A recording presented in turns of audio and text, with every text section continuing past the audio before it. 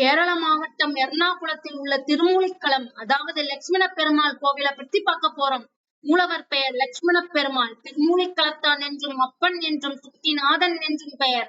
தாயார் பெயர் மதுரவேணி நாச்சியார். நம்மாழ்வார் மற்றும் திருமங்கையாழ்வாரால் மங்களாசாசனம் பாடல் பெற்ற திருத்தலம் இது.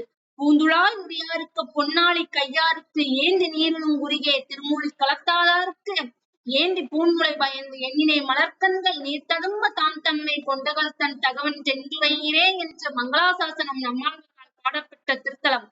சித்திரை மாதம் திருவோண நட்சத்திரத்தில் ஆராட்டு, அதற்கு 10 நாள் முன்பாகவே கொடியேற்றம். சித்திரை திருவோணத்தை தவிர அனைத்து திருவோணத்திற்கும் பெருமாளுக்கு சிறப்பு அபிஷேக ஆராதனைகள் உண்டு. கேரளாவை பொறுத்தவரை ஆடி மாதம் முழுவதும் ராமாயண மாதம் என்பதால் இந்த மாதத்தில் கோயில்கள் பக்தர்கள் கூட்டம் நிரம்பி வழியும்.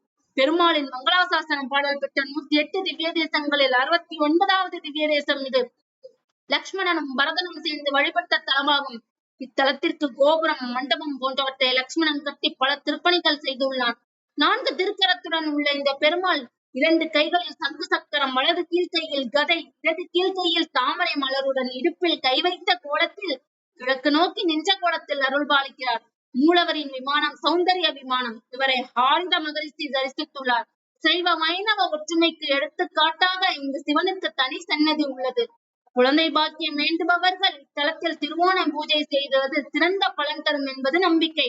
இவருக்கு சந்தன காப்பு செய்து நேர்த்திக்கடன் செலுத்துகிறார்கள். கோவிலோட சிறப்பு உங்களுக்கு பிடிச்சிருக்கும்னு நான் நம்புறேன்.